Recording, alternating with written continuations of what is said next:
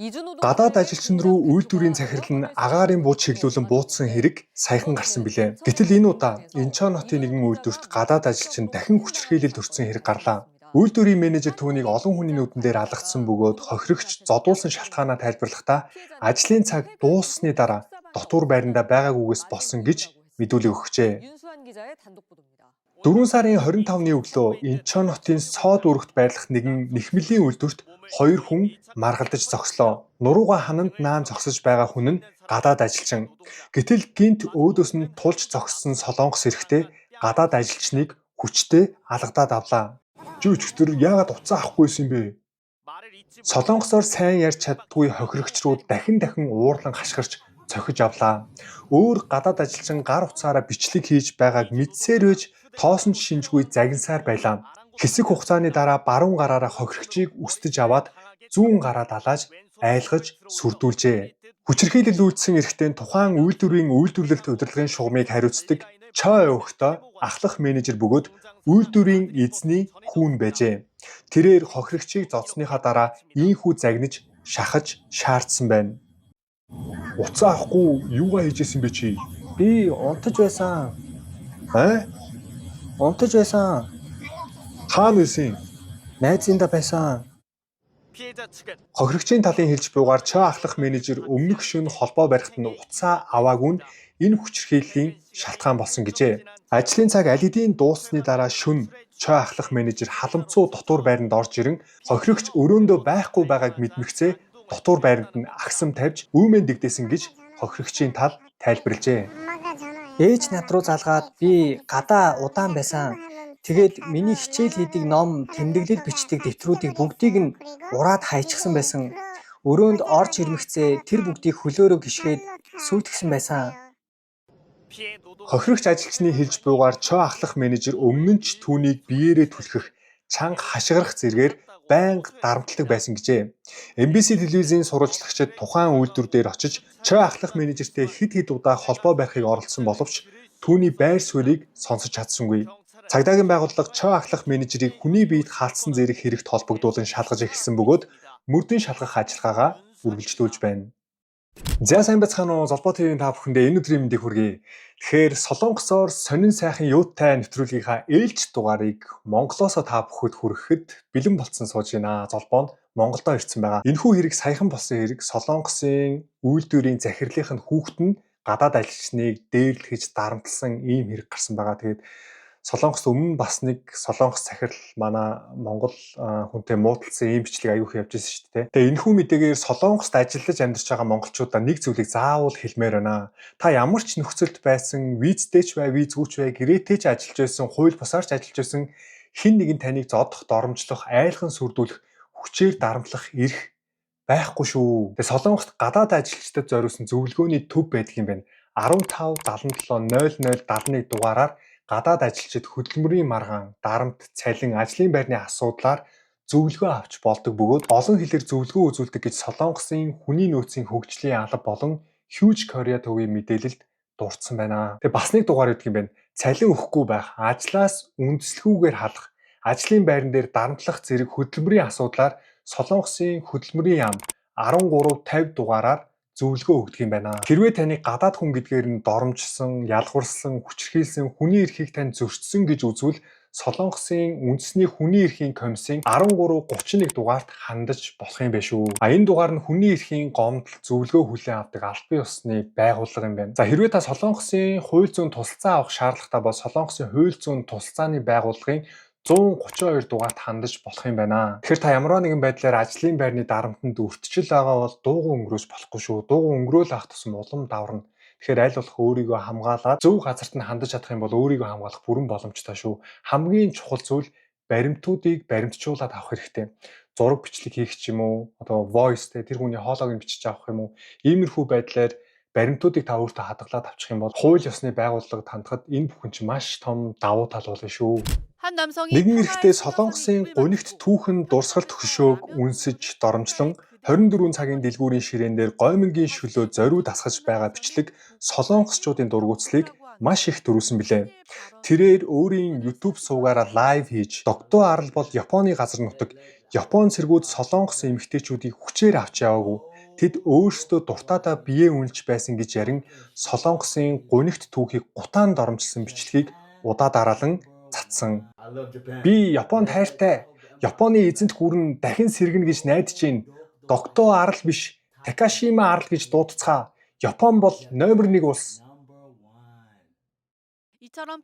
Гунигт түүхэн дурсгалд зориулж хийсэн охины хөшөөг доромжилж олон нийтийн газар зохисгүй үйлдэл гарган маргаан дэгдээгээд байсан Америкийн ютубер Johnny Samali 1-р шатны шүүхээс 20 ял сонсож шүүхийн танхимаас шууд баривчлагдаж шорон руу ачигдлаа. Эхний шүүхээс түүнд 6 сарын 20 ял оноосон бол 2 дахь удаагийн шүүх хурлаар прокурор түүнд 3 жилийн 20 ял мөн 150 мянган воны торгуул оноохыг шүүхээс хүсжээ. Johnny Samali-н 2024 оны 10 сард Сөүл хотын Мапо дүүрэгт байрлах нэгэн дэлгүүрт чанга хөгжим тавьж, гомингийн шөлөө ширээн дээр асгаж дэлгүүрийн хэвийн үйл ажиллагаанд саад учруулсан хэрэгт татагджээ. Бас Мапо дүүргийн гудамжаар өмхийрсэн загас хийсэн уут барин явж, явган зорчигчдод зориуд үнэртүүлж, яриа өдөн иргэдийн амар амгалан тайван байдлыг алдагдуулж, автобус болон метро руу орж чанга хөгжим тавин бүжиглэж, олон нийтийн газар эмх замбраагүй байдал үүсгэсэн гэх хэрэгт ч буруутгацсан. Солонгосын түүхийг гуйлж, бусдын нүүр царайг ашиглан эвлүүлсэн садар самууны шинжтэй хуурамч бичлэг тараасан гэх хэрэгч түүнд нэмэгдсэн байна. Шүүгч Пак Чи Вон шийдвэрээ танилцуулахдаа шүүгдэгч ашиг орлого олох зорилгоор ютубээр лайв хийж тодорхойгүй олон хохирогчийг онилж, гэмт хэргийн шинжтэй үйлдэлээ давтан хийж, түүнийг олон нийтэд нэвтрүүлж байсан гэж үзжээ. Мөн Солонгосын дотоодын хууль, нийгмийн дэг журмыг үл тоомсорлсон олон үйлдэлийг гаргасан гэж дүгнсэн. 20 ял оноосны дараа Johnny Samali шүүхэд хандан эх оронд минь байгаа гэр бүлээ би маш их санаж байна. Би хийсэн хэрэгтээ үнэхээр их харамсаж байна. Гэхдээ би залуу хүн. Надад дахин бүхнийг шинээр эхлэх боломж олгоосой гэж хүсэж байна хэмээн шүүгчээс гуйжээ. Гэвч шүүх түүний хүсэлтийг хүлээж авсангүй. Шүүхээс түүнийг оргон зайлах эрсдэлтэй гэж үзэж баривчлах зөвшөөрөл гаргаснаар Johnny Samali шүүх танхимаас шууд шорон руу ачигдсан байна. За тэгэхээр энэ Johnny Samali гэх Америкийн ютубер залуу Солонгост ирээд бүр нэлээд үүмэн самуун дэгдээснийг би өмнөх бичлэгээрээ та бүхэндээ танилцуулж ирсэн те. Тэгсэн энэ залуу баривчлагдаад одоо 6 сарын 20 ял автсан Солонгосын шоронд байгаа юм байна. Тэгээ 2 дахь удаагийн шүүх хурлаар нь прокурор 3 жилийн 20 ял өгсөн гэж байгаа байхгүй юу. Гэтэ яг энэнийх нь хариу нь гарсан юм уу гараагүй нь сайн мэдэгдэхгүй байгаа. Тэгэхээр зөвхөн Америк гэлтгүү ер нь Солонгос хаасайгүй ийм хандлтын төлөө хандлт авч яж мөнгө олдог ютуберүүд зөндөө байдаг л да. Ялангуяа иймэрхүү үүмэн самуун дэгдээгээл те олонний анхаарлыг татхууц иймэрхүү бичлэг хийх юм бол маш олон хүмүүс үздэг байхгүй юу. Энэ залуугийн тэр YouTube лайвыг бол хэдэн саяараа үзсэн шүү дээ Солонгост. Тэгэхээр тэр хэмжээгээр ютуберээ мөнгө олох боломжтой хандлт аавна олон танигдан те. Гэхдээ ийм буруу аргаар мөнгө олох юм бол эцээс те үр дүн нь ямар үр дүн гарч ийн шоронд орж штт. Тэгээд өөрөө буруу юмээсээ намайг уучлаарай би ар гэр бүлээ санаж байна гэд Солонгосын шүүхтэр ирсэн гуйгаад зогсож байгаа байхгүй. Гэтэ энэ залуу бүр хэрээс хэтэрсэн үйлдэлүүдийг арай л их хийсэн. Солонгосын бүр үнэхээр гунигтай түүх Уямбу Хальмоны гэж түүх байдаг. Солонгосын олон эмэгтэйчүүдийг Япон руу дагуулж яваад тийм бэлгийн хүчирхийлэл үлдчихсэн. Тэр цэргүүдийн бэлгийн боолчлол болж исэн ийм гунигтай түүх байхгүй юу.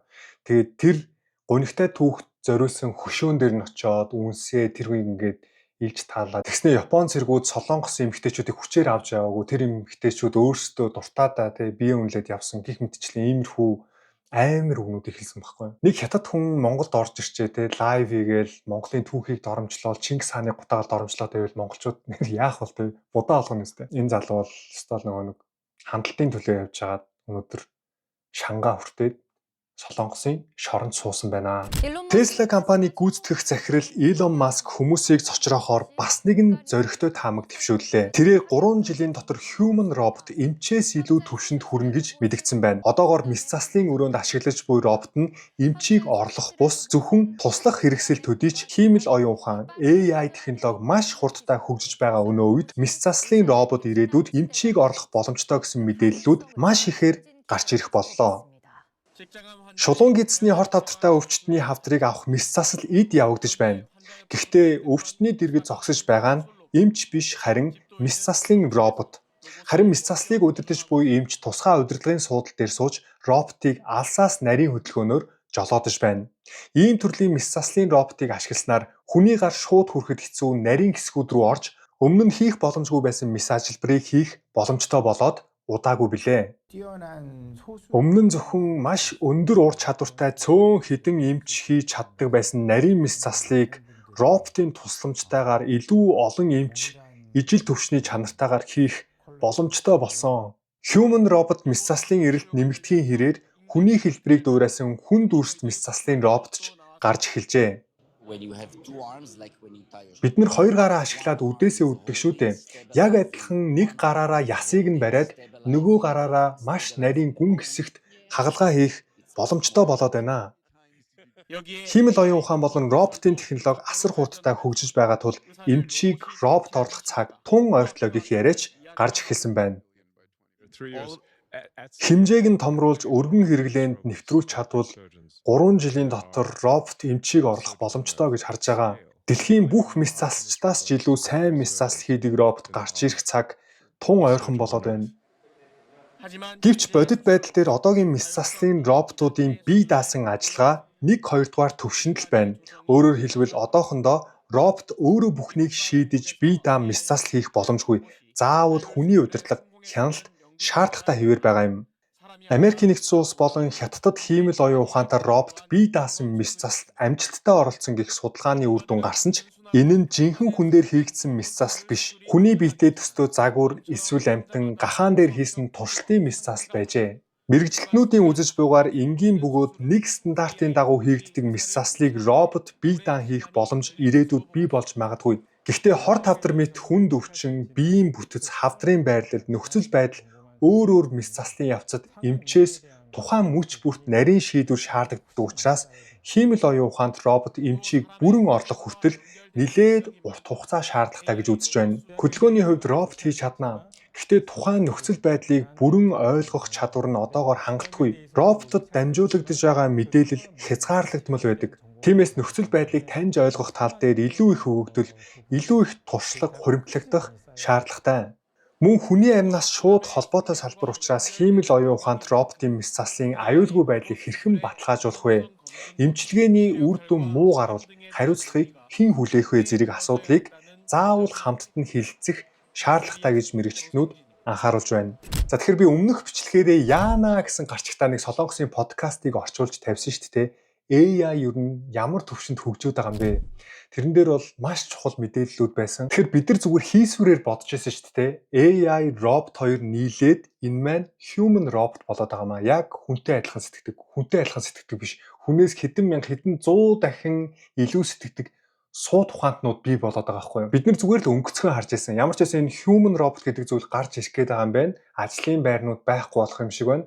Гэж бодоодсэн чинь яг бодит байдал дээр харсан чинь бүр үнэхээр аюултай түвшинд ирж байна. Маш их мэдлэг шаарддаг, маш нарийн ажиллагаа ордог эмчийн ажлыг 3 жилийн дотор human robot хийдэг болно гэд Elon Musk хэлсэн байна шүү дээ.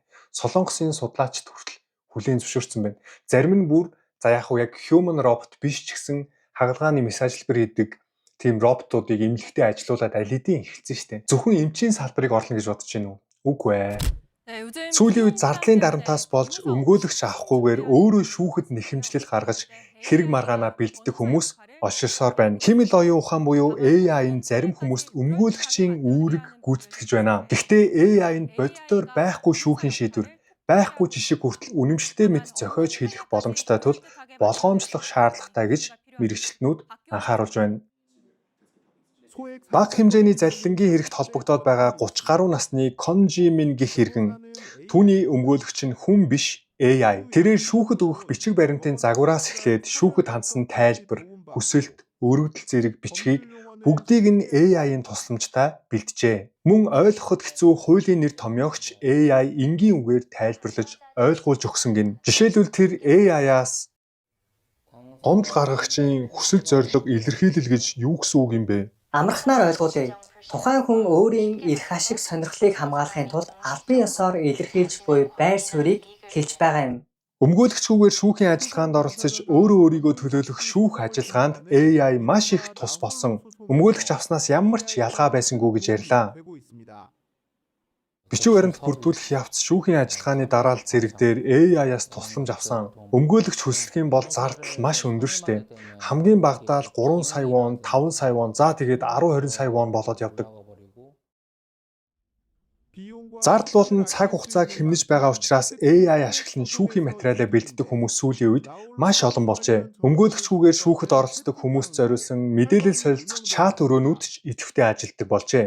Бодиттой тоо баримтаас харахад өнгөрсөн онд Солонгост явагдсан иргэний хэргийн шүүх ажиллагааны 89.2% нь нэхэмжлэгч эсвэл хариуцагчийн аль нэг тал нь өмгөөлөгчгүйгээр шүүхэд оролцсон байна.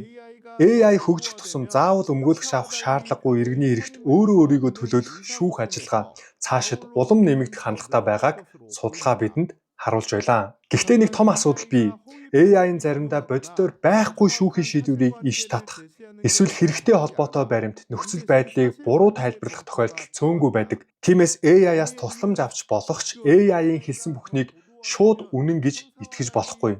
Ялангуяа шүүхэд өгөх бичиг баримт, хууль зүйн үндэслэл, шүүхийн шийдвэрийн ишлэл зэрэг нь заавал бодит эсхийг шалгах хэрэгтэй гэж мэргэжилтнүүд анхаарууллаа. За тэгэхээр зөвхөн эмчийн ажил гэлтгүү, өмгөөлөгчийн ажлыг хүртэл AI орлоод аль хэдийн эхэлсэн байна. Хүмүүс AI ашиглаад шүүхэд оролцдог болсон байна. Өмнөх подкастаар ч гэсэн ярьжсэн те энэ агент гэдэг AI гараад ирэх юм бол өмгөөлөгчийн ямар ч хэрэггүй болно гэд.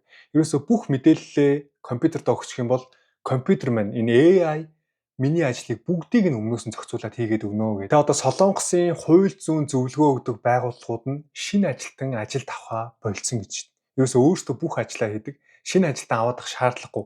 AI компьютер нь бүгдийг нь хийгээд өгчөж байгаа болохоор Солонгост эмч болох, хуульч болох, өмгөөлөгч болох ийм хүсэл мөрөөдөлтөө оюутан сурагч зөндөө байсан.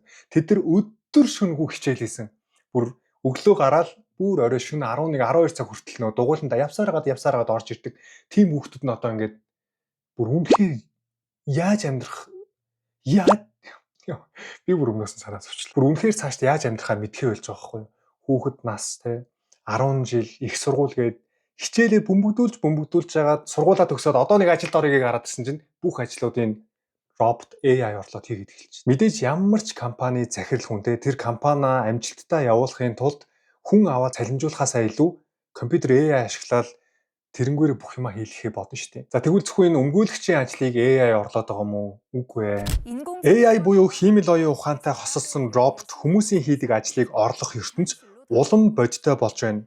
Зөвхөн үйлдвэр, офис гэлтгүй хүний гарын амт хамгийн чухалд тооцогддог хоолны газрын гал тогоонд хүртэл роботын оролцоо өдрөөс өдөрт нэмэгдэж байна. Өдрийн хоолны цагаар үйлчлүүлэгчид орж ирэн захиалга араасаа овоорлоо. Халаасан хайруулын тавганд орцуудаа хиймэгц галын хүчийг тааруулж тавгийг ураг шойш сэгсрэн утгаж 8-ачны хуургыг бэлтгэж байгаа нь хүн биш робот. Энэ хооронд 15 жилийн туршлагатай тогооч бусад хачир нэмэлт хоолоо бэлддэг гин. Хуурсан хоолоор дагнсан энэхүү хоолны газарт хүмүүс хамгийн их ирдэг өдрийн цайны цагаар 100 гаруй хүний захиалгыг тогооч робот хоёр хоёулахнаа хийж дуусгадаг гин.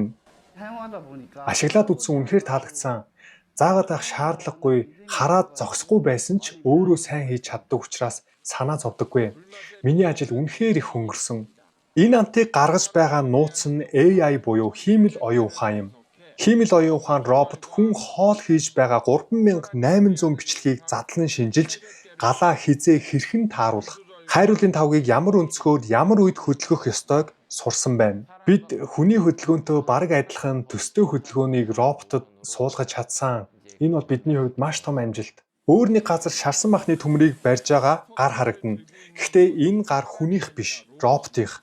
Энэ гахаа махны ресторанд махыг эхлээд шарах ажлыг робот хариуцдаг. Робот нь мах шарах хугацаа, халууны мэдрэгчийн мэдээллээр махны бололтын явцыг шинжилж, ам түнрийг нь тодорхойлдог шаралтын түвшин, хууралтын урвалыг хүртэл тооцоолж махыг жигд болгож шардаг аж.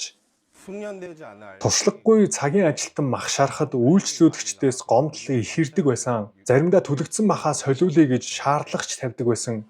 Ийхүү роботууд одоо зөвхөн давтагддаг энгийн ажлыг хийхээс цаашилж хүний гарын амт гэгддэг нарийн чадварыг хүртэл орлж эхэлж байна. Нэгэн ажил хайлтын сайтаас гаргасан мэдээллээр сүүлийн 3 жилийн хугацаанд хоол ундааны үйлчлэгээ болон ердийн ресторануудын ажилтан авах зарын тоо тогтмол буурсан гэсэн судалгаа гарчээ. Хүмүүс цаашдаа ийм машиныг зөв тохируулж удирдах хянадаг үүрэг рүү шилжинэ. Гэхдээ асуудал нь ийм хяналт удирдлага хийх хүний тоо тийм ч их нэмэгдэхгүй. Тэгэхээр ажлын байр цөөрнө л гэсэн үг. Нэг талаас ажиллах хүн олдохгүй байна гэх шалтгаан, нөгөө талаас робот хүнээс илүү эдийн засгийн ашигтай гэх ойлголт хүчээ авч байна. Харин энэ хооронд хүний ажиллах орон зай айжм айжмаар багасаар л байна. За тэгэхээр та бүхэн мэдээг сонслоо. Тэгэхээр энэ human robot гэдэг аль хэдийн хүний гал тогоор хүртэл орцсон байна. Гал тогоонд тогооч зогсохоос илүү робот хоол хийцэн өөрөө тэр гал малын тохируулсан амтлагчуудыг хийцэн бүх тохиргоог нь хийцэн зогсож ингээ боддоо. Захирал нь тэр роботуудыг ажилуулад өдөрт цайны цагаар орж ирж байгаа 100 гаруй хүний ачааллыг даван туулж чадчихна гэж. Энэ роботыг нэг худалдаж аваад тавьчих юм бол цалинжуулаад авах шаардлага болчихж байгаа байхгүй юу. Дээрэс нь энэ роботууд нь хизээж гомдолж гоншигдохгүй. Тэгээ ямарваа нэгэн алдаа гарахгүй шүү дээ. Тэгэхээр нэр тоглоомчгүй инээгээд ярьж байгаа ч гэсэн энэ нэрээ инээд юм биш. Нэр үнэхээр энэ human robot гэдэг хүний ажлын байрлал зүгээр яг л цэргүү зүгээр маш хурдтай довтолж орж ирж байгаа юм шиг л орж ирж байна. 6 сарын дотор жилийн дотор юу болж өөрчлөгдөхийг үнэхээр мэдхэд хэцүү болсон байна. Өдөрт юм болгон маш хурдтай өөрчлөгдөж хөгжиж байна. За энэ human robot зөвхөн галтаагаар орсон гэж бодож байна уу? Үгүй. Шөнийн цагаар Сөүл хотын Каннам дүүрэгт туршлагаар явж байсан өөрөө жолоодлоготой такси эх 7 хоногоос албан ёсоор үйлчилгээнд нэвтрэх гэж байна. Иргэдийн хувьд илүү тухтай, илүү хялбар үйлчилгээ болно гэсэн хүлээлт өндөр байгаа ч нөгөө талд одоо ажиллаж байгаа таксины салбарынхан хүчтэй эсэргүүцэж байна. Тэд таксины зөвшөөрч байхгүй байж яаж такси үйлчилгээ эрхлэх гэж байгаа юм бэ хэмээн шүүмжилж байгаа юм. Бороотой шөнө өөрөө жолоодлоготой такси дуудаж үзлээ. Удалгүй дээвэр дээрээ олон төрлийн мэдрэгч төхөөрөмж суйрлуулсан такси ирж зогсов. Жолоочийн суудал дээр гинтийн нөхцөл байдал үүсэх үед оролцоход бэлэн аюулгүй байдлын ажилтнанд сууж байсан ч жолооны хүрдэнд огт гар хүрсэнгүй. Машин улаан гэрлийг яг таг таньж зогсно. Дараа нь эргэх дохиогоо асааж баруун гар тийш эргэх зэрэг жолоодлого нь нилээд дадлагчсан мэт харагдаж байлаа. Бороо баг багаар ширүүсэж байсан ч мөн дохио таслах магадaltaй тоонол доторч ямар ч асуудал гарсангүй. Арын суудалд ийм дэлгэц суйрлуулсан байна. Эндээс зорчигч замын нөхцөл байдал машины хаагуур явж байгаа чиглэл зэргийг харж болох учраас илүү тайван, итгэлтэй зорчих боломжтой юм. Каннам дүүргийн шөнийн өөрөө жолоодлоготой такси нь 2024 оны 9 сард анх үйлчилж эхэлснээс хойш өнөө хүртэл нэг ч осол гаргаагүй. Ойролцоогоор 1 жил 6 сарын туршилтын ажиллагааны дараа эх 7 хоногоос албан ёсны үйлчилгээ болж эхлэх бөгөөд хамгийн дээд төлбөр нь 6700 вон байхаар тогтооджээ. Каннам бол улсын хэмжээнд ч хамгийн төвөгтэй хөдөлгөөнтэй их хотын бүсгүүдийн нэг. Янз бүрийн гинтийн нөхцөл байдалтай тулгарх тусам өөрөө жолоодлоготой машин улам хөгжиж байгааг харуулах боломжтой гэж бодож байгаа. Одоогоор шөнийн цагаар ердөө 7 ширхэг өөрөө жолоодлоготой такси үйлчилж байгаа бөгөөд цаашд машины тоо болон үйлчилгээний цагийг нэмэгдүүлэхээр төлөвлөж байна. Гэхдээ үүнд хамгийн том саад болж байгаа зүйл нь одоо ажиллаж байгаа таксины салбарын эсэргүүцэл юм. Бид нэр энэ таксины зөвшөөрлөө 100 сая воноор худалдаж аваад энэ ажлаа хийж гин. Гэтэл энэ том компаниуд нь зөвшөөрлгүй орж ирээд ингээ бидний ажлыг булаах юм бол энэ үнэхээр шудраг бус байна. Гадаадын өөрөө жолоодлоготой автомашины компаниуд ч Солонгосын зах зээлд нэвтрэх боломжийг судалж байгаа гэх мэдээлэл байна. Иймээс цаашд шинэ хөдөлгөөнд тээврийн салбарыг хэрхэн зөв тогтоон хөгжүүлэх вэ?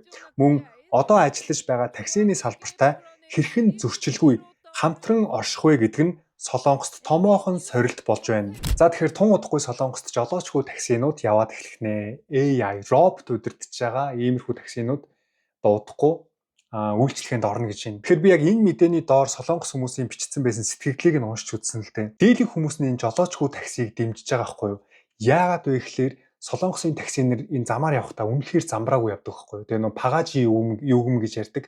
Нэг тойрж явах ч юм уу мөнгө төгрөг нэмэх иймэрхүү жоохон буруу хандлага таксины жолооч хүмүүст их байдаг учраас зүгээр хөнгүү таксин илүү амар юм бэлээ. Хөнгүү таксинд суучих юм бол стресстэй даах шаардлага байхгүй. Яг л нөгөө нэвигейшн зааврынхаа дагуу явна. Мөнгөө төлчин. Тэгэл гараа явчин. Ийм муухай ууртай, ааштай, машина айгүй муухай барьдаг, стресс түлдэг ийм хүмүүстэй харьцсанд ороо зүгээр ингээд тухтаа ганцаараа машин дотор ороод очих газраа хэлээд ингээд тооцоогоо хийгээд явчих нь амар байна гэсэн сэтгэлдлээр дүүрэн байгаа байхгүй юу. За тэгсэн эсэргээрээ энэ Солонгосын таксины жолоочд өнөөдөр яг боож өгч чинь бүгдээрээ бослог гаргахад бэлэн байгаа байхгүй юу. Яагаад вэ гэхээр Солонгосын таксинууд бүгд ийм шар номертой байдаг байхгүй юу. Тэр шар номерыг худалдаж авахын тулд 50 сая вон, 70 сая вон, 100 сая вон гэдэг. Энэ эрхийн тэр шар номерыг аавна гэдэг Солонгост бүр үнэхээр хэцүү байдаг байхгүй юу? За тэгээд дээрэс нь таксины жолооч авах тэр үнэмлэх эрхээ авахын тулд бас их хэмжээний мөнгө төлдөг. Тэгэд энэ саяны таксины жолооч хэлж байгаа үст те. Би бараг 100 сая гаруй вон төлөөд 100 сая вон гэдэг чинь одоо бараг 200 300 сая төгрөг штэ те. Тэгэд энэ нэг хэмжээний мөнгийг төлөөд арай нэг муу такси те таксинда шар номероо наагаад таксига бариад явчихсан чи роботууд гарч ирээд бидний ажлыг орлно гэд юу яриад байгаа юм бэ? Тэгэж болохгүй шудраг бус байна гэд. Тэгтээ одоо яг энэ дээрээс та бүхэн сайн ойлгоод аваарай. Энэ хүмүүс 1000 ингэж эсэргүүцлээгээд ямар ч нэмэр байхгүй. Цаг хугацаа өнгөрөх тусам энэ хүмүүс дийлдэхээс өөр арга байхгүй тийм нөхцөл байдал нийгэм рүү бид нар шилжиж байгаа байхгүй юу? Үгүй тийм байхгүй шүү дээ. Тийм гэж юу байсан гэж зөрүүдлээд, гүжүүдлээд, бослог гаргаад ямар ч нэмэр байхгүй. Дэлхийн хөгжилтэй улс орон болгон одоо энэ AI, human robot-ын талаар зүгээр бүгдээрээ дайрч орж штэ. Тэгэхээр энэ нийгмийг бид нар дагаад явахгүй гэд яах юм бэ? Тэгэхээр та бүхэн бити буруугаар ойлгоорой. Золбоон нэг AI-ыг дэмжиж энэ human robot-ыг гарч ийнгээд алгаа ташаад байгаа зүйл огт бишээ. Зүгээр бид нар энийг хүлээн зөвшөөрж, энийг аль болох хурдан ойлгож, хүлээж авч энэ нийгэмтэй хамт явахгүй бол хоцрогдоод байгаа байхгүй юу? Үйлдвэрийн ажилчид, эмч, за тэгээд тогооч, энэ такси гэл ингээл бүх газрууд руу одоо AI орж ирж штэ, өмгөөлөгч тэгээд сэтгэл зүйч одоо хүмүүс авахаа болчлоо штэ. Сэтгэл зүйчид ханддаг хүмүүсийн тоо эрс буурсан гэж байгаа байхгүй юу? Яагаад? ChatGPT өөртөө чатлаад бүх мэдээлэл аваад бүх тэр сэтгэл зүйн асуудлаа ойлгочих шээ. За тэгвэл энэ AI, энэ human robot зөвхөн Солонгосын таксины жолооч нарыг ингэж дарамтлж ажлыг нь булааж ийн гэж бодож байна уу? Үгүй ээ. Жолоочгүйгээр өөрөө явдаг, өөрөө жолоодлохдоо ачааны машин эх 6 сараас Солонгосын хурдны зам дээр явж эхлэх гэж байна. Үүр цайхаас ахуулаад шөнийн цагаар хол замд явдаг жолоочдын нойрмоглож осол гарах эрсдлийг бууруулж мөн тээврийн зардлыг багасгах гэсэн зорилго нь ийхүү биелэлээ оллоо. 25 тонн жинтэй ачааны машин игнээ солихоор оролдож байна. Гэтэл баруун талаас өөр машин ойртож ирэхэд игнээгээ солилгүй буцаад өөрийнхөө явж байсан игнээнд орлоо. Хурдны замын орох хэсэг дээр ч өөр машины замыг нь хаахад шууд хүчээр орсонгүй. Харин зай гарах хүртэл хүлээгээд дараа нь аюулгүйгээр замд нийлв. Эдгээр бүх хөдөлгөөн жолоочийн оролцоогүйгээр зөвхөн өөрийн жолоодлогын системээр хийгдсэн байна. Эх 6 сараас өөрөө жолоодлохдоо ачааны машин Солонгост анх удаа хурдны зам дээр төлбөртэй ачаа тээврийн үйлчилгээ эхлүүлэх гэж байна. Цаашд 2-3 жилийн дотор бүрэн жолоочгүй хөнгүй тээвэр рүү шилжүүлэх төлөвлөгөөтэй байгаа ч хамгийн гол сорилт нь хангалттай аюулгүй байдлыг баталгаажуулах явдал юм. Зарим системийг давхар хамгаалалттайгаар зохион бүтээсэн. Тиймээс нэг хэсэгт нь доголдол гарсан ч ажиллах боломжтой. Нэг систем нь унтарлаач нөгөө системийн шууд ажиллах боломжтой гэсэн үг. Мөн гинтийн нөхцөл байдал үүсвэл яаралтай тоормслох боломжтой системүүд ихч машиндаа суйрлуулсан байгаа. Өөрөө жолоодлохдоо ачааны машин зам дээр боддоор явж эхэлбэл хэд хэдэн асуудлыг шийдэх боломжтой гэж үзэж байна. Тухайлбал ачаа тээврийн жолоочдын насны асуудал, шөнийн хөдөлмөрийн зохицуулалт, мөн тээврийн зардлын асуудлыгч багасгах боломжтой юм. Америкийн нэгдсэн улсад аль хэдийн урт зайд жолоочгүй ачаа тээвэрлэлт боддоор хэрэгжиж эхэлсэн бол Шведэд жолоочийн бүхээггүй ачааны машин хүртэл танилцуулагдаад байна. Ийхүү дэлхийн жолоочгүй ачааны машины зах зээл маш хурдтай өсөж ойролцоогоор 60 их 80 оны хэмжээтэй болж тэлж байна. Гэхдээ жолоочгүй ачааны машиныг өргөн ашиглахын тулд шийдэх ёстой асуудлууд ч цөөнгүй байгаа. Одоо ажиллаж байгаа ачаа тээврийн жолооч нарын ажлын байрыг яах вэ? Осол гарвал хариуцлагыг хэн хүлээх вэ? Даа талын тогтолцоог хэрхэн шинжлэх вэ зэрэг хууль, нийгмийн олон асуудлыг цэгцлэх шаардлагатай гэж мэргэжилтнүүд үзэж байна. За тэгэхээр энэ ачааны жолоочдын ажлыг ч гэсэн робот AI орлоод эхэллээ. Энэ бол Солонгост боддоор болж байгаа хэрэг. 6 сараас ахуулаад энэ жолоочгүй машинуудыг хурдны замаараа явуулж эхэлнэ гэж штэ. Тэгэхээр энэ мэтчлэн цаг хорон мөч өнгөрөх тусам нэг өдөр өнгөрөх тусам хүний ажлын байрыг энэ AI робот гэдэг зүйл бүрэн эзэлж эхэлж байгаа байхгүй юу. Тэгэхээр өмнө нь подкастаар ч гэсэн ярьсан байсан шүү дээ. Цаашдаа UBC гэдэг зүйл гарч ирнэ. Энэ юу гэсэн үг вэ гэхээр Universe Basic Service гэдэг зүйл гарч ирнэ гэдэг байгаа шүү дээ. Цаашдаа баян хоосны ялгаа бүр дэндүү гарч эхэлнэ. Баячуул нь бүр хит баяжин, ядуу хүмүүс нь хит ядуу болно. Баячуул нь мэдээж хүмүүсийг авч ажилуулахгүй роботууд ажилуулад эхлэхээр тэр хүмүүс бол хангалттай мөнгө олж эхэлнэ шүү дээ. 100 хүн цалинжуулж ажилуулж исэн бол одоо 50 робот ажилуулчихад л бүх ажлыг нь хийгээд өгнө. Тэр роботууд цалин өгөөд авах шаардлагагүй, роботуудын өмнөөс татвар төлөөд авах шаардлагагүй, хоолны мөнгө зарахгүй, гэрлээ унтраачч болно, 24 цаг ажиллуулна. Тэр роботууд нь амралт аваад явахгүй. Гэх мэтчлэн ийм олон давуу талууд байгаа учраас дийлэх захирлууд мэдээж роботуудыг ажилуулж эхэлнэ. Тэгэхээр энэ дэлхийн том компаниуд, энэ human роботууд ажиллаж байгаа компаниуд маш их хэмжээний мөнгө олно. Тэгээ жирийн ажилчид одоо энэ юу гэдэг хоолны газар өмгөөлөгч, зөөгч, одоо юу гэдэг энэ жолооч, таксины жолооч, иймэрхүү ингээд энэ тэ эмч гэдэг ажил хүртэл байхгүй болно гэж ярьж шүү дээ. Тэгэхээр энэ ажлууд байхгүй болоод тэгэхээр бид нар яаж амьдрах юм бэ? Бид нар хаанаас мөнгө олж яаж амьдрах юм бэ? Тэгэхээр компани захирлууд нь робот худалдаж аваад 24 цаг ажиллуулад эхлэхээр чинь маш их хэмжээний үйлдвэрлэлттэй бараа бүтээгдэхүүн гарна шүү дээ. Тэгсэн нөгөө нэг худалдаж авах хүмүүс нь бүгд худалдаж авах те мөнгөгүй болчлоо. Нөгөө нэг захирал нь мөнгө олооддаг бараа бүтээгдэхүүнүүд нь гарааддаг. Тэгсэн чинь нөгөөдөл нь мөнгө байхгүй, би ажил байхгүй гэж сууж шүү дээ. Тэгэхээр яах вэ гэхээр за та нар манай бараанаас худалдаж ав гээд одоо нөгөө мөнгө тарааж эхэлнэ гэж байгаа байхгүй. Хүн ажил хийгээд мөнгө олдог байсан бол одоо хүн ажил хийхгүйгээр мөнгө олох боломжтой, энэ ажил хийж мөнгө олно гэсэн энэ ойлголт тусгаарлагдаж эхэлнэ гэдэг ийм одоо ирээдүрөө бид нар яваад байгаа байхгүй. За хаста ашгүй одоо тэгвэл ажил хийхээ боллоо гэд гэртээ тэг гизээ хэлээд хөвтөд байж болохгүй шүү тийм тэгэж болохгүй. За тэгээд энэ human robot гэдэг зөвхөн ажлын байрнуудыг булааж аваад байгаа мүү гэвэл үгүй ээ. Энэ AI тэ робот, энэ human роботыг ашиглаж байгаад цааш төштэй бүр маш их хэмжээний лойвер гарч эхэлнэ. За тэрний нэг бодит жишээ мэдээгээр гарсан байгаа. Сүүлийн үед Монголын олон нийтийн сүлжээнд 700 мянган гаруй дагагчтай YouTuber Золбоо ТV буюу Золбоогийн нэр, зураг, дүрсийг ашигласан хуурамч сурталчилгаа дахин идэвхжиж эхэлжээ. Тодорхойлбол үл мэдэгдэх этгээдүүд Золбоогийн зураг, нэр, зарим тохиолдолд хиймэл оюун ухаанаар эвлүүлсэн дүрс, дуу хоолойг ашиглан түүнийг өөрөө ярьж байгаа мэтээр харагдуулж мөрөөдөө тоглоомын сайтуудыг сурталчилж байгаа нь илэрсэн байна. Холбоос нь видеоны доор бүтгэл зөвхөн өнөөдөр нээлттэй. Өмнө нь ийм төрлийн хуурамч хаяг, хуурамч пост лигтэй сурталчилгааг Facebook-т удаа дараа мэдэгдэж гомдол гаргаж устгуулж байсан ч сүүлийн үед эдгээр этгээдүүд арга барилаа өөрчилж эхэлжээ. Тэд хуурамч хуудас нээж ил харагдах линк тавихгүйгээр шууд төлбөртэй сурталчилгаа буюу буст хийж хэрэглэгчдийн фид дээр албан ёсны сурталчилгаа мэт харагдуулах болсон байна. Ингэснээр жирийн хэрэглэгчид тухайн зарын их сурвалжийг шалгах боломжгүй болж Золбоо өөрөө сурталчилж байгаа юм байна гэж андуурах эрсдэл нэмэгдэж байгаа юм байна. Золбоо энэ талаар өөрийн үзэгчдэд хандан дараах мэдээллийг хүргэж байна. Дансандаа 2 сая төгрөгтэй болсон. Тэг миний энэ зургийг ашиглаад, миний дүрсийг ашиглаж байгаад AI-аар мөрөгдө тоглоом сурталчлаад байгаа юм шиг үлээ. Тэр тийм би бол ерөөсөө тийм мөрөгдө тоглоом сурталчлаагүй шүү. Тийм үзэж байгаа хүмүүстээ тэрэнд бити итгээрээ. Тийм би ямарваа нэгэн мөрөгдө тоглоом ч юм уу, архитаарс, тамхи тийм хүмүүст муу хууль бус зүйл бол сурталчлахгүй.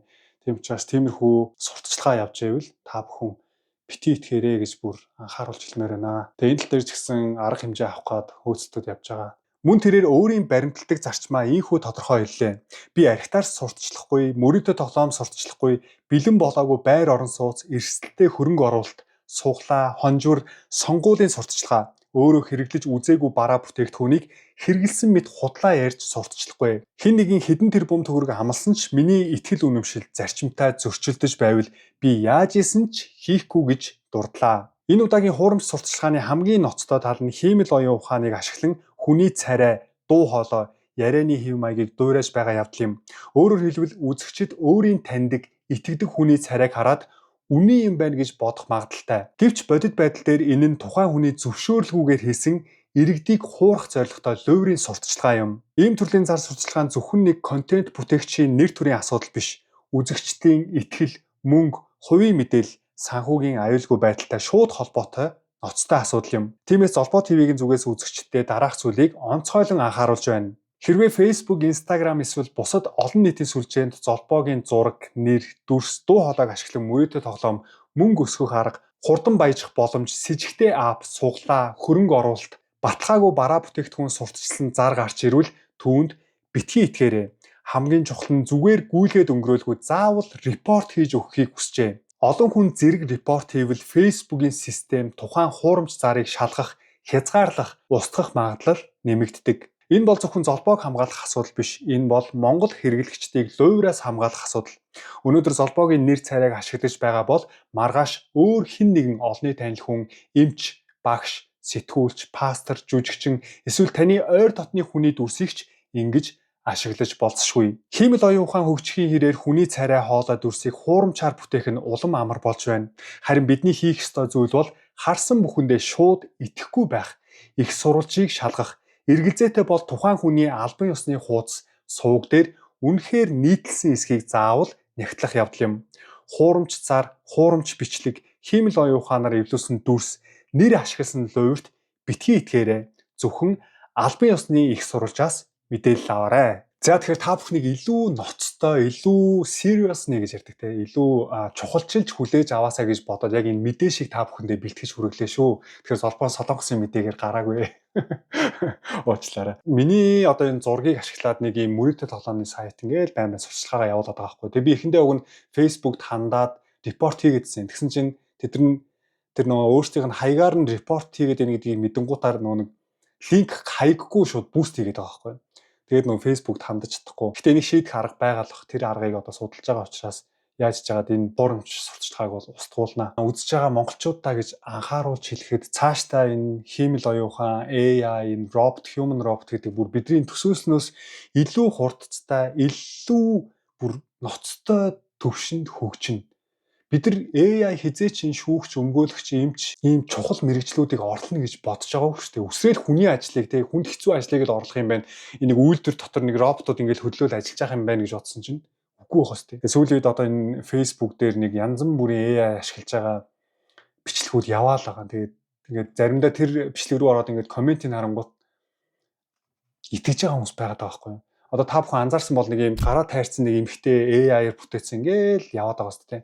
Тэрний комментиг ороод харангуут айгүй олон хүмүүс итгэж байгаа байхгүй юу? Дийлэн хүмүүс нь барыг итгэж гинүү яаж юм. Тэгээ удахгүй одоо нэг пост оруулахдаа надад туслаач ээ, надад хандив хэрэгтэй байна. Би хагалгаанд орсон юм а гэж дансаа тавих юм бол шилжүүлэх хүмүүс зөндөө байгаа байхгүй юу? Бидний ах эгч нарын үе, ээж аав нарын үеийн хүмүүстэй эмээ өвөө нар маань, настай хүмүүс маань бас энэ зүйлийг ойлгож чадахгүй байгаа байхгүй юу? Тэгэхээр бид нар байнга анхааруулж, ойлгуулж, хэлж яахгүй л үнэхээр аюултай шүү.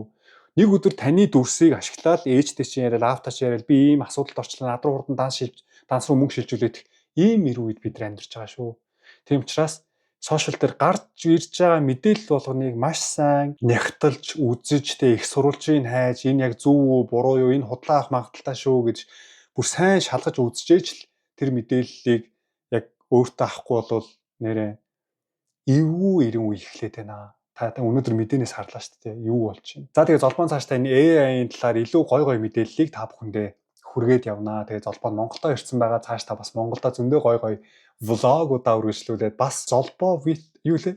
Өөрийнхөө подкастны нэрийг мартсан шүү дээ. Talk with Zolbo TV гэдэг подкастаа ч гэсэн үргэлжлүүлээд явнаа. Тэгээд энэ хөвчлийг үзэж байгаа Золбогийн подкастт орё, хамт ярилцъя гэж байгаа хүмүүс байл бас над руу холбогдоорой. Золбоо Монголдо ирсэн байгаа шүү. За тэгээ өнөөдрийн бичлэгтээ хамт байсан үзэгчид та бүхэндээ маш их баярлалаа. Тэгвэл Золбоо TV-тэй дараагийнхаа бичлэгээр уулзлаа. Түр. Bye.